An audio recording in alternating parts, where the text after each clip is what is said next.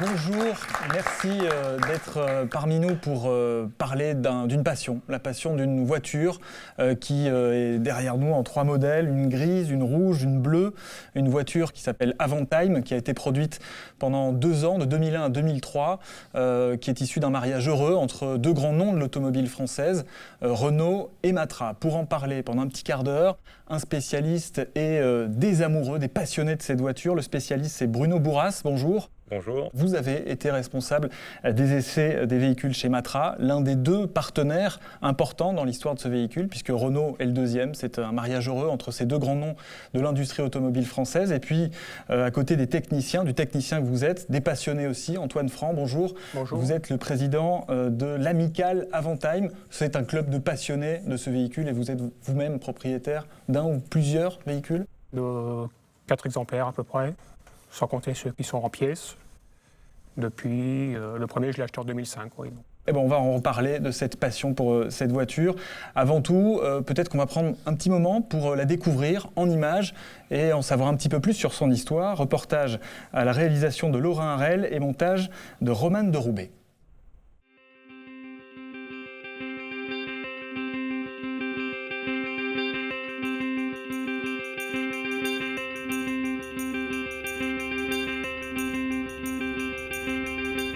Avantime a été un des premiers crossovers. Crossover, c'est un terme du jargon automobile qui veut dire cross, je mélange, et over différemment. Le client, c'est à la fois un client qui recherchait un coupé, donc une voiture avec la passion du bel objet, et le client d'espace, qui avait roulé dans 1, 2, 3 générations. Il voulait retrouver une voiture plus égoïste, mais conserver ce qui lui faisait plaisir dans l'usage de son espace. Donc c'est la raison d'une position de conduite haute et d'une grande habitabilité.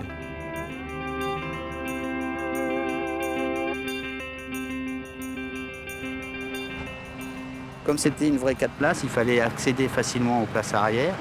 Et donc la porte a été dessinée avec une double cinématique pour dégager la porte et permettre l'accès au meilleur, donc avec une charnière en particulier qui est une fonderie d'aluminium. On lui a mis les ingrédients qui ont donné une autre forme de plaisir, beaucoup plus encore de luminosité, de modernité et cette allure coupée sur une voiture haute.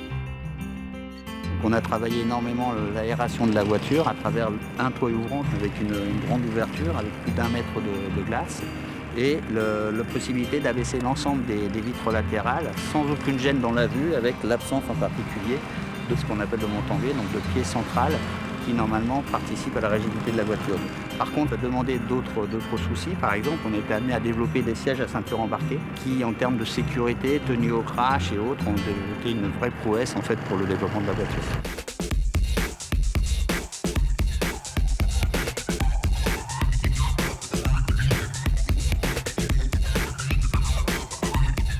L'Avantime devait quand même répondre à un certain nombre de critères d'habitabilité, de dimension et d'innovation. Bien sûr, c'est le côté multimatériaux de la voiture, avec une structure supérieure qui est en aluminium et des brancards qui ont une longueur quand même relativement importante. Ces brancards en aluminium rattachés en fait, sur une structure qui, elle, était en acier galvanisé, donc avec un zingage pour protéger les problèmes de corrosion. L'arrière de l'Avantime, c'est vraiment la caractéristique du véhicule, c'est ce qui fait ses signatures. Il y a eu quelques études qui ont été faites en avant-projet. La première qui est en fait une version assez peu différente de celle que l'on connaît. Simplement, le bas du haillon vient rejoindre le logement de poignée d'ouverture.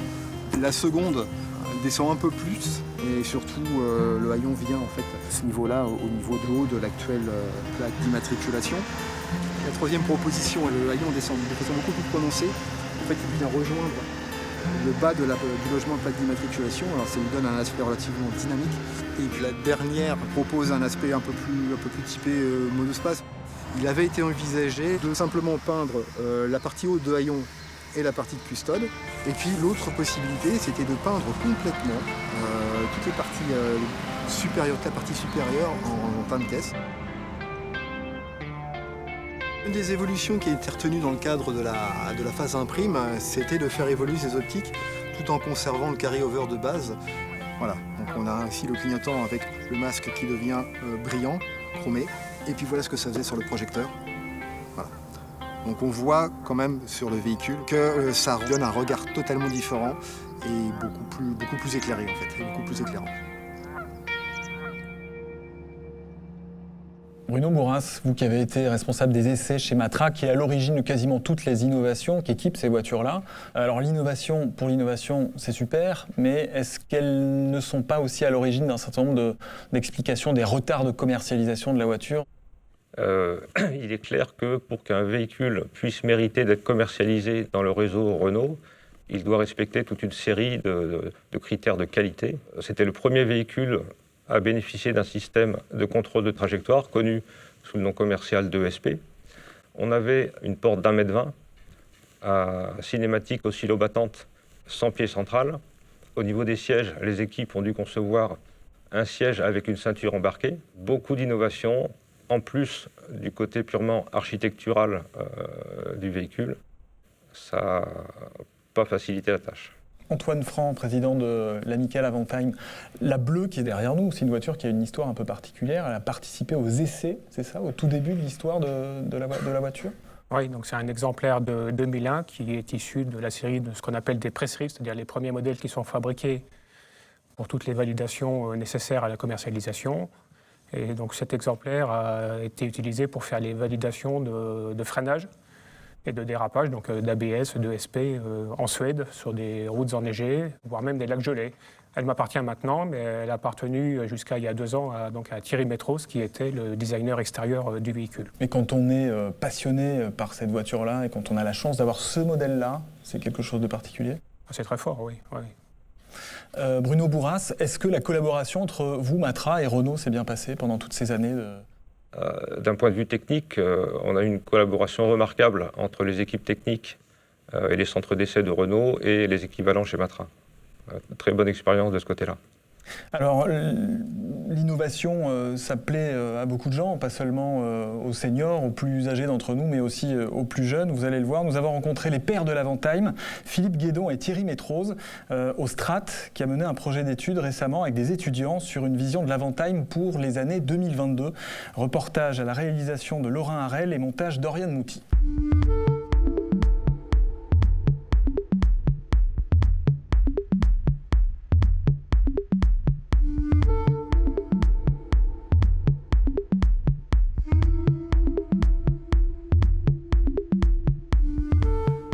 Moi, j'ai une théorie très simple. Je dis, qu'est-ce que c'est qu'une automobile, hein ? Une automobile, c'est un objet technique, c'est une machine pour aller du point A au point B. Mais en même temps, c'est également un objet d'architecture, parce qu'on le regarde. Il est soumis à la décoration, parce qu'à l'intérieur, on est comme dans un appartement. C'est un vêtement, parce que c'est une manière de se montrer. Et en plus, c'est un jouet, parce que c'est aussi une façon de s'amuser. Et donc, c'est la synthèse de tout ça qui fait une voiture.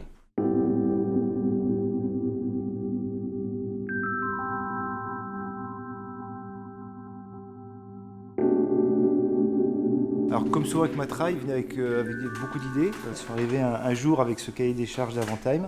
Ils ont dit, voilà, on va partir d'un espace, on va faire un espace coupé. Donc plus bas, plus profilé, plus désirable. Et il y avait un élément qui typait très fortement la voiture, qui était en fait cette arche en aluminium cintré.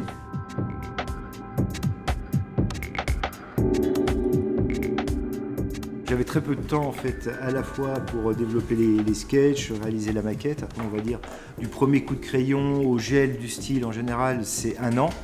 Là, on a raccourci ça à peu près à 3 mois. Ça arrive assez rarement dans la conception d'une voiture. C'est qu'entre le premier sketch, hein, donc celui-là, et la voiture dans la rue telle qu'elle existe encore aujourd'hui, à part quelques détails, on retrouve exactement le style du dessin d'origine dans la voiture de production. Je cite souvent Le Corbusier. Et ce qui me frappe le plus chez Le Corbusier, c'est la démarche et la manière de travailler ramener à l'essentiel que je trouve absolument forte sur le plan intellectuel.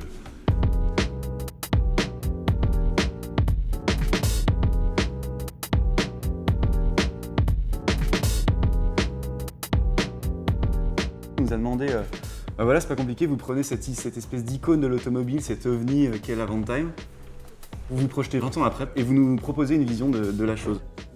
Moi j'aime beaucoup travailler avec Strat, cette collaboration avec les jeunes générations pour voir un peu comment ils perçoivent une auto qui a été faite à un certain moment et comment ils le réinterprètent. Vu que l'Avantime c'était une voiture qui était vraiment en avance sur son temps, quand on fait une proposition de véhicule, il faut que dans 15-20 ans, il soit toujours d'actualité, qui vieillisse le mieux possible. On a cette DLO, ce qu'on appelle la DLO en design, c'est le Daylight Opening. C'est cette charnière avec toute la vitre en fait, qui est vraiment bien marquée sur ce véhicule parce qu'il n'y a pas de montant. Et du coup, ça donne vraiment une impression de légèreté. Vous savez, pour avoir des bonnes idées, moi j'ai souvent dit, il faut embrasser beaucoup de mauvaises. Ce qui est difficile, c'est de passer ça au tamis et au milieu d'un foisonnement d'idées, de savoir retenir celles qui sont bonnes.